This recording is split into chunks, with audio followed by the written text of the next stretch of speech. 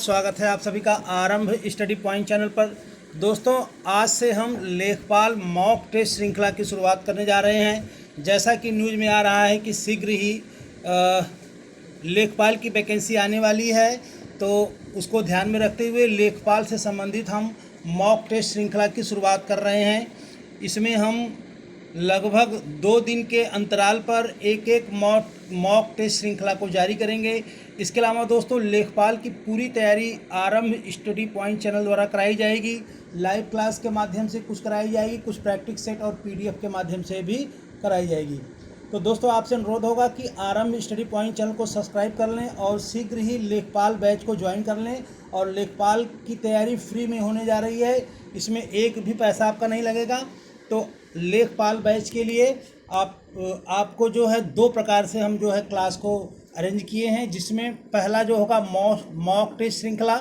जो लोग तैयारी कर चुके हैं या तैयारी कर रहे हैं तो वो मॉक टेस्ट श्रृंखला में भी भाग लें, और जो तैयारी शुरू करना चाहते हैं वो अपना लाइव क्लास के माध्यम से, यूट्यूब के माध्यम से अपनी तैयारी जारी रख सकते हैं। दोस्तों, कोरोना के कारण जो है कोचिंगों पे अनिश्चितता बनी हुई है। इसको ध्यान में रखते हुए ऑनलाइन प्लेटफॉर्म को जो है आरंभ स्टडी पॉइंट द्वारा शुरू किया जा रहा है। तो अगर आप लेखपाल बैच की तैयारी कर रहे हैं अथवा यूपीएसएससी, टेट, सीटेट अथवा शिक्षक भर्ती के लिए या यूपी पुलिस, दिल्ली पुलिस के लिए, तो ये समान रूप से आपको लाभदायक होगा। जिसमें हम अपने पूरे क्लास को पूरे क्लास के जो पूरे क्लास का सिस्टम है उसको हम 100 क्वेश्चन में बांटे हुए हैं। यानी पूरा मॉक टेस्ट जो है 4 सेगमेंट में बटा हुआ है। सामान्य हिंदी, सामान्य अध्ययन, ग्रामीण विकास और गणित, मैथ, यानी 4 सेक्शन आएंगे। 25-25 क्वेश्चन होंगे इसमें से, और 100 क्वेश्चन का पूरा परीक्षा होगा, जिसमें लगभग 90 मिनट का आपको समय दिया जाएगा। तो लेखपाल भर्ती परीक्षा की तैयारी के साथ साथ आप अगर अन्य भी वनडे एग्ज़ाम की तैयारी करना चाहते हैं तो यह श्रृंखला आपके लिए लाभदायक होगा। खास करके उत्तर प्रदेश से संबंधित जितनी भी भर्ती परीक्षाएं हैं वो इसमें मदद आपकी करेंगे। हम शुरुआत करते हैं। हमारा जो है प्रश्न आपकी स्क्रीन पर होगा, इसकी व्याख्या हम उत्तर के साथ करेंगे। चलिए, तो पहला सवाल दे रहा है कि जहाँ अलंकार क्या है। तो अलंकार क्या है? तो जहाँ केवल शब्दों के द्वारा चमत्कार उत्पन्न होता है उसे हम क्या कहते हैं? अलंकार कहते हैं। यानी शब्द और अर्थ की शोभा जो बढ़ाते हैं उसे हम क्या कहते हैं? अलंकार कहते हैं। यानी पहला नंबर का जो प्रश्न है वो अलंकार का सीधे परिभाषा पूछ रहा है, उसका आशय पूछ रहा है। यानी अलंकार शब्द और अर्थ की शोभा बढ़ाते हैं। तो हमारे पहले प्रश्न में हमारा ए ऑप्शन सही होगा। दोस्तों, आप लोग अपनी ज्ञान का परीक्षण करने के लिए कॉपी पेन लेकर के आप जो है सभी प्रश्नों का केवल ABCD सीरीज करें और पॉज करके उसके शब्द अपने आंसर को मिलान करें, और इससे ये भी आपको पता चलेगा कि आपकी स्पीड क्या है और अभी आपको तैयारी किस मामले में किस टॉपिक पर ज़्यादा करनी है। सेकंड ऑप्शन है, सेकंड क्वेश्चन, अलंकार के मुख्यतः 3 भेद हैं। सवाल क्या है कि अलंकार के कितने भेद होते हैं? तो अलंकार के 3 भेद होते हैं। बी ऑप्शन हमारा सही है। नेक्स्ट क्वेश्चन, संयोग और वियोग है। तो संयोग एवं वियोग श्रृंगार रस के 2 भेद हैं। तो श्रृंगार रस के भेद हैं, इसका मतलब सी ऑप्शन हमारा सही है। नेक्स्ट क्वेश्चन, संचारी भाव का एक और नाम है। तो संचारी भाव का एक और नाम व्यभिचारी भाव है, यानी बी ऑप्शन हमारा सही होगा। नेक्स्ट क्वेश्चन, समास में होता है। तो समास में दोस्तों 2 पदों का योग होता है। तो 2 पदों का योग यानी हमारा ए ऑप्शन सही है। नेक्स्ट क्वेश्चन 6, त्रिभुवन में कौन सा समास है? तो त्रिभुवन में द्विगु समास है, यानी जो संख्यावाची होंगे उसमें हमारा द्विगु समास होता है। चलिए नेक्स्ट क्वेश्चन पे चलते हैं। हमारा नेक्स्ट क्वेश्चन 7वां क्या कह रहा है कि बसंत के 4 पर्याय दिए हैं, इनमें कौन सा त्रुटिपूर्ण है? तो कांतार वन का पर्यायवाची होता है। कांतार का मतलब होता है वन, तो इसमें जो है ये बसंत का पर्यायवाची नहीं है। तो बसंत का पर्यायवाची क्या क्या होगा? ऋतुपति, कुसुमाकर, मधुमास। नेक्स्ट क्वेश्चन, कुंभिल पर्यायवाची है। तो कुंभिल किसका है? 8वें में। तो कुंभिल जो है चोर का पर्यायवाची है, यानी सी ऑप्शन हमारा सही हुआ। नेक्स्ट क्वेश्चन, उत्कर्ष का विलोम है। तो उत्कर्ष का यहाँ विलोम शब्द पूछ रहा है, तो उत्कर्ष का विलोम अपकर्ष होगा, यानी सी ऑप्शन हमारा सही है। नेक्स्ट क्वेश्चन, मर्त्य का विलोम है अमर, मर्त्य का क्या होगा? अमर। दोस्तों इस तरह से तेजी से, तीव्र गति से प्रश्नों को हल करने की प्रैक्टिस करनी होगी, इसीलिए तेजी से आपको ये हल कराया जा रहा है। इनके क्लास और व्याख्या के लिए आप लगातार प्लेलिस्ट में जा कर के हिंदी, मैथ, सामान्य अध्ययन, करंट अफेयर्स के अलग अलग वीडियो लगाया गया है, उनको क्रम से आप पढ़ेंगे तो आपको लेखपाल भर्ती परीक्षा में या अन्य भर्ती परीक्षाओं में जरूर लाभ होगा। चलिए, घोटक का तद्भव है, तो घोटक का मतलब क्या होता है? घोड़ा। क्या होगा? तद्भव। तद्भव का मतलब जो संस्कृत के समान हो, तद्भव का मतलब होता है कि जो संस्कृत शब्द बदल करके हिंदी में इस्तेमाल होते हैं वो तद्भव हैं, और जो तत्सम शब्द होता है इसका मतलब जो उसी के समान यानी संस्कृत शब्दों के समान है वो तत्सम शब्द हैं। ये परिभाषा याद रखेंगे। 12वां क्वेश्चन हमारा क्या है कि सपत्नी तत्सम है, तो तत्सम शब्द की पहचान करना हमें, तो सी ऑप्शन हमारा सही है। तत्सम यानी 12वें नंबर में देखा जाए तो सपत्नी तत्सम शब्द है। तत्सम मतलब उसी के समान यानी संस्कृत के समान। गंगोर में कौन सी संधि है? तो गंगोर में गुण संधि है। कौन सी संधि होगी? गुण संधि। दोस्तों हम संधि और समास के लिए आपको एक बिल्कुल बहुत ही छोटा सटीक ट्रिक बताएंगे लाइव क्लास के माध्यम से। आप विदिन 2 सेकेंड में आप जो है अपना संधि भी निकाल सकते हैं, कौन सा संधि होगा किस शब्द में, और समास भी निकाल सकते हैं। चलिए नेक्स्ट क्वेश्चन है, निम्नलिखित शब्दों में कौन सी यण संधि है? तो अन्वय में यण संधि है। अन्वय में क्या है? यण संधि होगा। जो मापा ना जा सके के लिए एक शब्द है, तो जो मापा ना जा सके उसके लिए अपरिमेय होगा, यानी सी ऑप्शन हमारा सही हो रहा है। तो हमारा ऑप्शन कौन सा सही होगा? सी सही होगा। सी टिक कर लीजिए, अपरिमेय यानी जो मापा ना जा सके। नेक्स्ट क्वेश्चन, जिसने मृत्यु को जीत लिया है कहलाता है, तो जिसने मृत्यु को जीत लिया है वह मृत्युंजय कहलाता है। ये भगवान शिव का पर्यायवाची भी है। नेक्स्ट क्वेश्चन, अपने मरे बिना स्वर्ग नहीं दिखता का अर्थ होगा। यहाँ पे अर्थ पूछ रहा है, तो अपने मरे बिना स्वर्ग नहीं दिखता का अर्थ है स्वयं प्रयत्न करने पर ही काम बनता है। यानी आपको अगर सफल होना अपनी परीक्षा में तो आपको लगना पड़ेगा, मेहनत करना पड़ेगा, मार्गदर्शन हम लोगों का होगा। यानी अगर इसमें देखा जाए तो ए ऑप्शन हमारा सही होगा, स्वयं प्रयत्न करने पर ही काम बनेगा। टीचर और यूट्यूब आपको मदद कर सकते हैं, करना आप ही को है। चलिए नेक्स्ट क्वेश्चन पे चलते हैं। 18वां है, मेरे प्राण निकल गए शुद्ध वाक्य है। तो मेरे प्राण निकल गए, गया नहीं होगा, गए ये बहुवचन को जो है इंगित कर रहा है, तो मेरे के साथ गए इस्तेमाल होगा। तल्लीन शब्द में संधि है तत् धन लीन, यानी डी ऑप्शन हमारा सही है। नेक्स्ट क्वेश्चन, हिंदी में लिंग के कितने भेद हैं? तो हिंदी में लिंग के कितने भेद होते हैं दोस्तों? 2 ही लिंग होते हैं, पुल्लिंग और स्त्रीलिंग, जबकि संस्कृत में 3 लिंग होते हैं। तो हिंदी में 2 लिंग होगा, यानी ए ऑप्शन हमारा सही है। गाय का बहुवचन है, तो गाय का बहुवचन क्या होगा? गाय का बहुवचन गायें हैं, यानी हमारा अगर देखा जाए तो कौन सा? गायें, यानी सी ऑप्शन सही हो रहा है। नेक्स्ट क्वेश्चन, पर विभक्ति किस कारक से जुड़ती है? तो पर विभक्ति अधिकरण कारक के साथ जुड़ती है, यानी बी ऑप्शन हमारा सही है। नेक्स्ट क्वेश्चन, शुद्ध वर्तनी वाला शब्द है, तो मानवीकरण जो है इसमें शुद्ध है, मानवीकरण, यानी हमारा सी ऑप्शन हमारा सही है। बाकी सब में शब्दावली की त्रुटि है।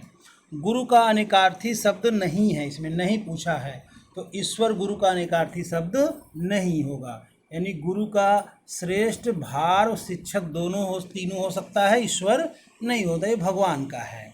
चलिए नेक्स्ट क्वेश्चन चलते हैं। अर्थ का अनेकार्थी शब्द नहीं है, तो धर्म अर्थ का अनेकार्थी शब्द नहीं है। अर्थ का मतलब भी होता है कारण और धन, अर्थ को धन भी कहा जाता है, लेकिन धर्म इसमें नहीं होगा, तो बी ऑप्शन हमारे सही हो गए। इस प्रकार से दोस्तों हमने हिंदी के 25 क्वेश्चन देखे तीव्र गति से, उसी प्रकार से हम गणित के जो है 25 प्रश्नों को आपके सामने रखेंगे। दोस्तों इसमें हम आंसर बता रहे हैं और आपसे अनुरोध होगा कि ज़रूर वीडियो पॉज करके सभी प्रश्नों को हल करके अपने आंसर का मिलान कर लेंगे। तो यहाँ पर जो है समय कम होने के कारण इसका हल नहीं दिया जा रहा है, मैं सीधे उत्तर बता रहा हूँ और आपसे अनुरोध होगा कि आप इसका जो है हल करेंगे और इससे संबंधित कुछ ट्रिक और वो गणित के जो क्लास हैं वो वीडियो के प्लेलिस्ट में लगे हुए हैं। चलिए 26वां क्वेश्चन है, तो 26वें क्वेश्चन में हम उत्तर की बात करेंगे। दोस्तों मैं बार बार फिर कह रहा हूँ कि पॉज करके आप जो है सभी प्रश्नों को हल करके अपने को परीक्षित करेंगे, अपना परीक्षण कर लेंगे कि हमारी तैयारी कितनी है। तो 26 में ए होगा। इसकी मैथ की लाइव क्लास जो है आशीष सर जब चलाएंगे तो इसमें सारे प्रश्नों का वह है समाहित किया जाएगा। तो 26 में हमारा क्या होगा, ए ऑप्शन हमारा सही हो रहा है। 27 में है 3 क्रमागत विषम प्राकृतिक संख्याओं का योग 93 है, इन संख्याओं में सबसे छोटी संख्या है। तो 27 नंबर में आप क्या टिक करेंगे, ए ऑप्शन सही करेंगे। 28 नंबर है, वह लघुत्तम संख्या ज्ञात कीजिए जिसके द्वारा 54 में भाग दिए जाने पर भागपूर्ण घनफल हो। तो 28 नंबर क्वेश्चन को अगर देखा जाए तो ए ऑप्शन हमारा सही हो रहा है। ये नंबर सिस्टम का प्रश्न है। 29 नंबर क्वेश्चन में दोस्तों इसीलिए मैं कह रहा हूँ कि क्वेश्चन आप पॉज करके देख करके हल करेंगे, मैं सिर्फ आंसर की बात यहाँ पे करूँगा। चलिए तो 29 नंबर में क्या होगा, ये आपका सी सही होगा। नेक्स्ट क्वेश्चन 30, तो 30 में हमारा क्या सही होगा, ए सही होगा। नेक्स्ट क्वेश्चन तीव्र गति से हल करना है दोस्तों इसमें, क्योंकि परीक्षा में बाजी वही मार लेता है जो सटीक और तीव्र गति से प्रश्नों को जो है हल करता है। उसके लिए यह वीडियो आपको देखना जरूरी है। उसके लिए आपको जो है क्रम से सभी प्रश्नों को देखना जरूरी है, चाहे वो प्रैक्टिस सेट हो, चाहे बुक हो, चाहे कोई भी माध्यम हो। चलिए 30वां नंबर जो क्वेश्चन है 30वें में हमने ए बता दिया। अब 31 में चलते हैं, तो 31 में हमारा बी सही होगा। 31 में क्या होगा, बी सही होगा। प्रश्न जो है सब आप लोग स्क्रीन पर देख लेंगे, साफ साफ दिया हुआ है, इसमें कोई दिक्कत नहीं है, इसमें बोलने की ज़रूरत नहीं है, क्रम से आप इसको देख करके हल कर सकते हैं। तो 32 में चलते हैं, तो 32 में हमारा बी ऑप्शन सही है। चलिए 32 में क्या है, बी ऑप्शन हमारा सही है। और 33 में, तो 33 में हमारा जो है बी ऑप्शन सही होगा, यानी 250 रुपये दे रहा है। 34 में इसमें भी बी ऑप्शन हमारा सही है। नेक्स्ट क्वेश्चन 35, तो 35 में चलते हैं। 35 में क्या होगा, तो 35 में हमारा डी ऑप्शन सही होगा। 39, तो 36 में हमारा सी ऑप्शन सही है, बहुलक के बारे में दिया है 36 में। 37 में हमारा ए ऑप्शन सही हो रहा है। 38 में हमारा डी ऑप्शन सही हो रहा है, -3। 39 में हमारा ए ऑप्शन सही होगा।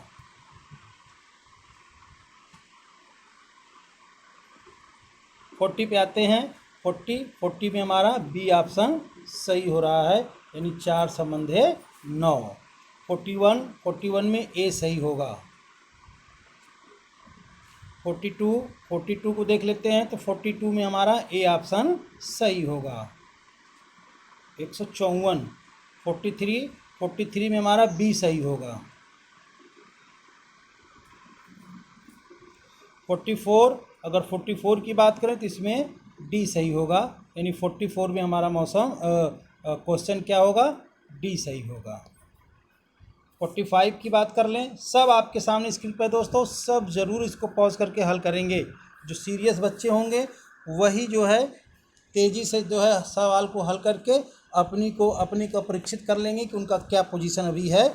उसी अनुसार जो है आपकी मैथ की, हिंदी की तथा ग्राम विकास, खास करके ग्राम विकास और ग्राम समाज की क्लास विधिवत कराई जाएगी। आप जो है बस वीडियो को क्रम से देखते रहें, समय समय पर आपको जो है इसका क्लास मिलता रहेगा। 45 नंबर में देखते हैं। 45 में ए ऑप्शन सही है। 46 में बी ऑप्शन सही है। 47 में बात करिए, तो 47 में हमारा बी ऑप्शन सही है, यानी 700 20 रुपये आएंगे। गणित का जो है 48वां नंबर क्वेश्चन चलते हैं। इसमें कुछ दिया हुआ है, ये एक तरह से DI का प्रश्न है, डाटा इंटरप्रिटेशन का। तो 48 में A सही होगा, 54 डिग्री। 49 में अगर चलें तो 49 में हमारा क्या होगा, B ऑप्शन सही होगा, 900 रुपये। स्क्रीन पर देख लीजिए, सारे चीज़ दिए हुए, किराया पर किया गया खर्च पूछ रहा है। 50वां नंबर में C ऑप्शन हमारा सही होगा। तो दोस्तों अगर देखा जाए तो ये जो गणित के प्रश्न हैं, केवल लेखपाल ही नहीं, UP police, railway, Delhi police तथा अन्य एक दिवसीय परीक्षाओं में भी ये गणित पूछे जाते हैं। तो इसलिए आपसे सबसे अनुरोध होगा कि लेखपाल के ही विद्यार्थी नहीं, अन्य विद्यार्थी भी इनका अवलोकन करेंगे, अपना परीक्षण करेंगे तो ज़रूर उनको लाभ मिलेगा। सामान्य ज्ञान में चलते हैं।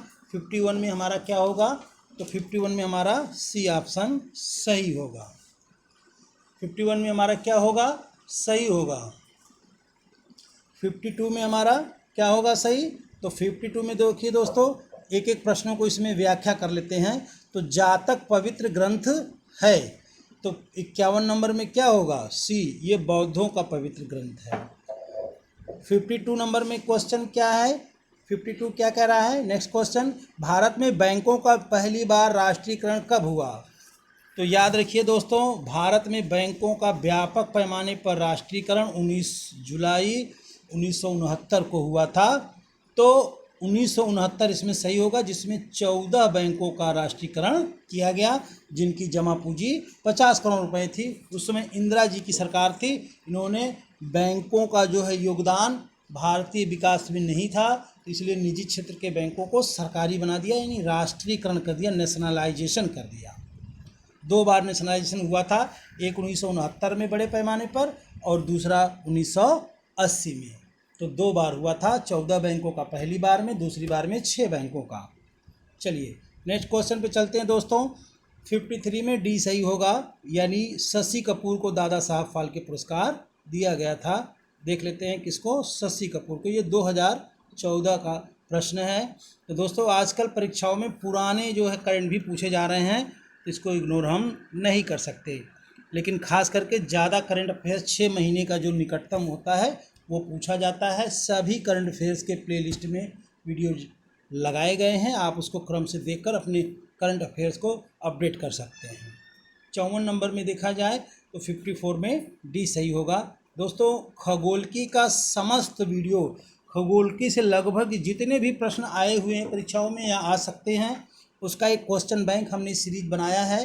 तो खगोलकी भारत का भूगोल खगोलकी के नाम से सारे सेगमेंट हैं, जिसमें हमने सभी सौर सिस्टम, चंद्रमा, क्षुद्र ग्रह, पुच्छल तारा और 8 ग्रह के बारे में, तो अंतरिक्ष कार्यक्रम के बारे में, अंतर्राष्ट्रीय अंतरिक्ष कार्यक्रम के बारे में, नासा के बारे में, इसरो के बारे में समस्त वीडियो जो है क्रम से व्याख्या के साथ जो है आप लोग से अनुरोध होगा उसको ज़रूर देखेंगे।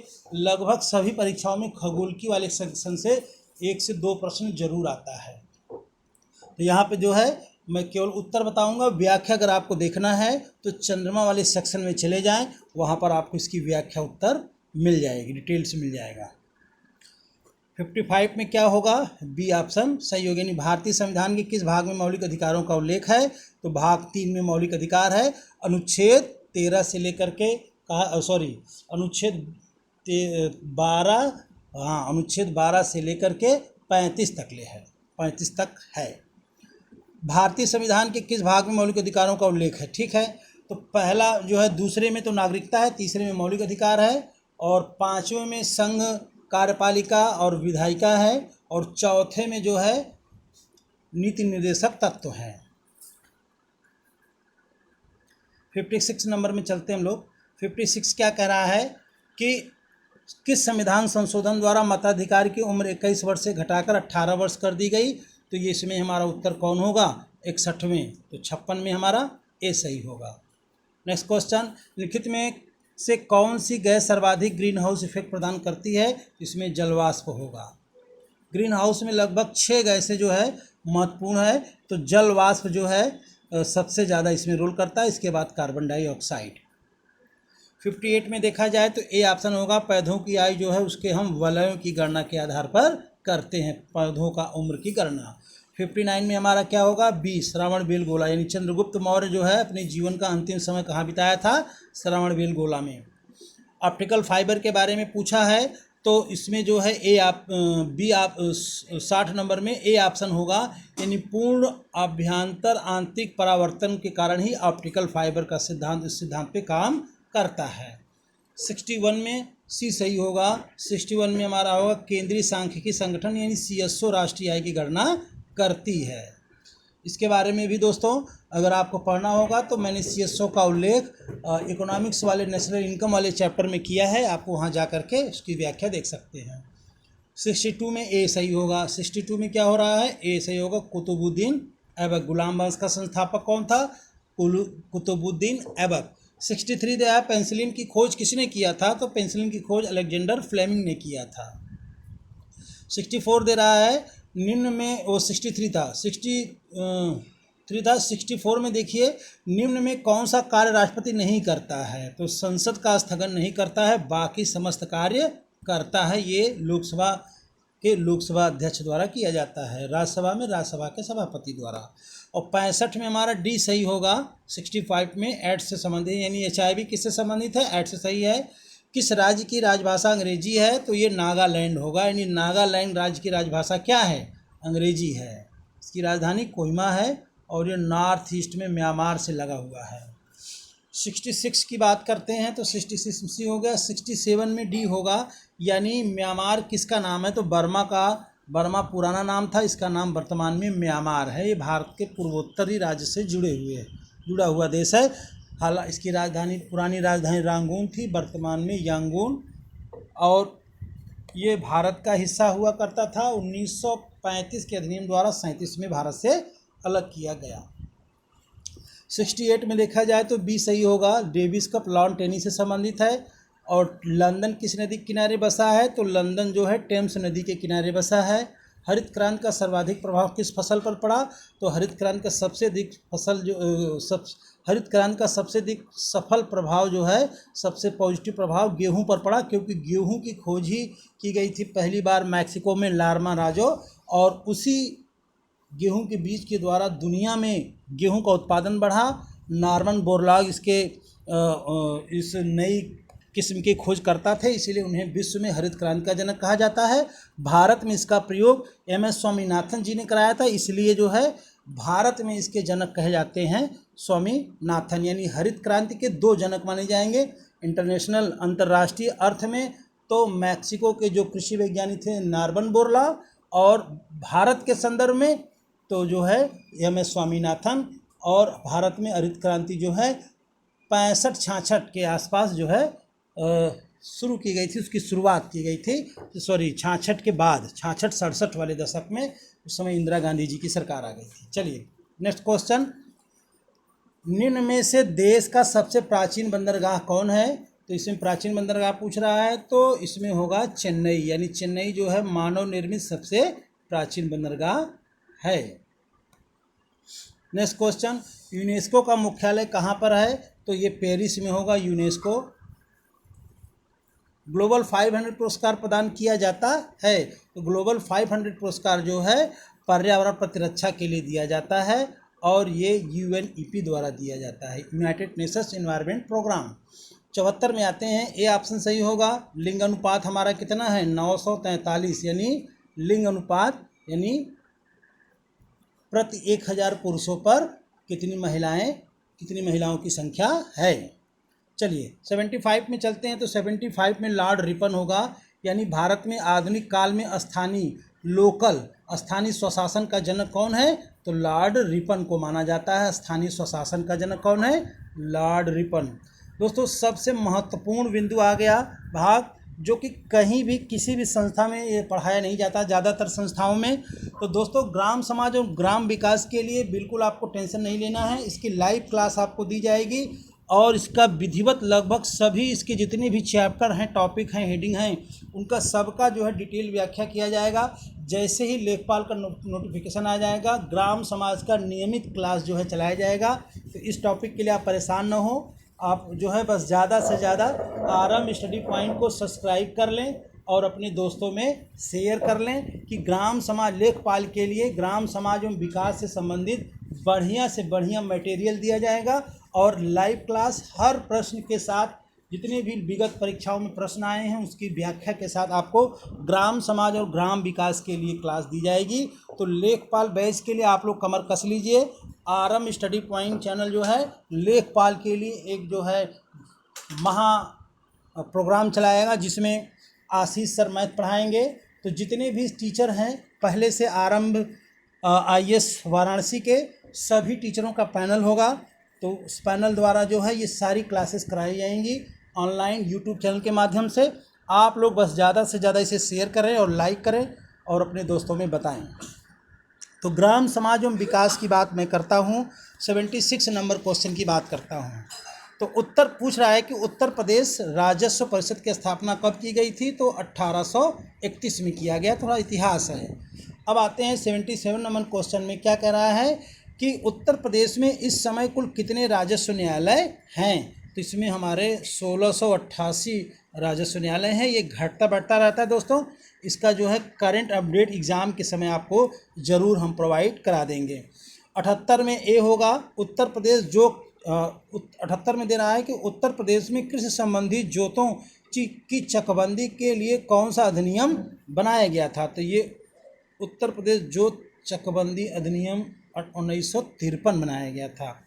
यानी जो जोत हैं छोटे छोटे उन जोतों को इकट्ठा करके बड़ा जोत बनाया जाएगा। इन बड़े फार्म हाउस टाइप के जो है यानी जो ज़मीनें बिखरी हुई हैं उनको इकट्ठा करके एक बड़ी भूमि पट्टी बनाई जाएगी। उसके लिए चकबंदी किया जाता है। इन चक की जो है बंदी की जाएगी, चकबंदी। चलिए 78 में तो लेखपाल का काम ही है भूमि का पैमाइश करना, चकबंदी कराना और भूमि से संबंधित राजस्व से संबंधित जो दिक्कतें उसको पूरा करना। तो इसलिए ये सारी जानकारी लेखपाल को होना चाहिए, सामान्य जानकारी। तो दोस्तों इसके लिए परेशान नहीं होना है, हम ज़रूर आपको जो है इससे संबंधित क्लास ज़रूर देंगे। केवल वो ग्राम समाज के लिए ही अलग से क्लास होगा या क्वेश्चन होगा। तो 78 नंबर में ए हो गया। तो 79 में चलते हैं। भूमि दाखिल खारिज का अर्थ होता है, तो इसमें सी होगा जोतदार का नाम परिवर्तन करने के लिए उसे दाखिल खारिज कहते हैं। चलिए नेक्स्ट क्वेश्चन है राज्य की सर्वोच्च प्रशासनिक इकाई है। तो राज्य की जो सर्वोच्च प्रशासनिक इकाई होती है वो जिला होती है, जिला लेवल पे होती है। 81 में है प्रदेश में आपदाओं से निपटने के लिए बनाया गया राज्य आपदा प्रबंधन विभाग किस विभाग के अधीन है? तो याद रखिए दोस्तों ये राजस्व विभाग में ही आपदा आता है। जब भी कोई सूखा, बाढ़ या कृषि फसलों का नुकसान हो या आग लग जाता है फसलों में, तो इन सारी घटनाओं के लिए लेखपाल ही जिम्मेदार होता है। एक तरह से वही जो है राजस्व विभाग ही उसका जो है आकलन करके रिपोर्ट देता है और जो उनकी क्षतिपूर्ति है उसको मुहैया भी कराता है सरकार की तरफ से। तो ये बहुत जिम्मेदारी का पद है दोस्तों लेखपाल। इसकी व्यापक भर्ती बड़े पैमाने पे भर्ती जो है आने जा रही है। तो आप लोग बिल्कुल एकदम तैयार हो जाइए लेखपाल के लिए। अभी CCC के लिए कोई विशेष जानकारी नहीं है। CCC आप लोग अगर नहीं किए हैं तो जल्द से जल्द कर लें और बाकी अपनी तैयारी को जो है जारी रखें आरएम स्टडी पॉइंट चैनल के द्वारा। दोस्तों शुरुआत करते हैं। ट्राइसेम क्या है? तो ट्राइसेम एकदम सिंपल से समझ लीजिए, ग्रामीण युवाओं को स्वरोजगार हेतु प्रशिक्षण कार्यक्रम है, यानी ट्रेनिंग प्रोग्राम है ट्राइसेम। चलिए नेक्स्ट क्वेश्चन, मनरेगा की शुरुआत किस प्रदेश से की गई? एकदम सरल क्वेश्चन है और बहुत कठिन भी है जो कुछ लोगों के लिए। तो 2 फरवरी 2016 को आंध्र प्रदेश के बंदापल्ली से मनरेगा की शुरुआत की गई। शुरुआत में 200 जिलों को शामिल किया गया था जिसमें 100 दिन के रोजगार की गारंटी कार्यक्रम है और 2008-9 तक पूरे भारत में इसे सभी जिलों में लागू कर दिया गया। अच्छा, इसका नाम पहले नरेगा था, national Rural Employment Guarantee act. इस प्रकार का रोजगार का पहला गारंटी कार्यक्रम है जो संसद में कानून बना के प्रोवाइड कराया गया। हाँ, 2 अक्टूबर 2009 को इसमें महात्मा गांधी शब्द जोड़ दिया गया, यानी अब इसे हम मनरेगा कहते हैं। Mahatma Gandhi National Rural Employment Guarantee Act, एक तरह से यह एक्ट है, प्रोग्राम नहीं है। तो याद रखिएगा मनरेगा जो है कानून के तहत जो है लोगों को 100 दिन के रोजगार की गारंटी अकुशल श्रमिकों को दी जाएगी, एक परिवार से एक सदस्यों के लिए। तो ये जानकारी आप जरूर नोट करेंगे, ये ग्राम समाज के लिए बड़ा ही महत्वपूर्ण बिंदु है।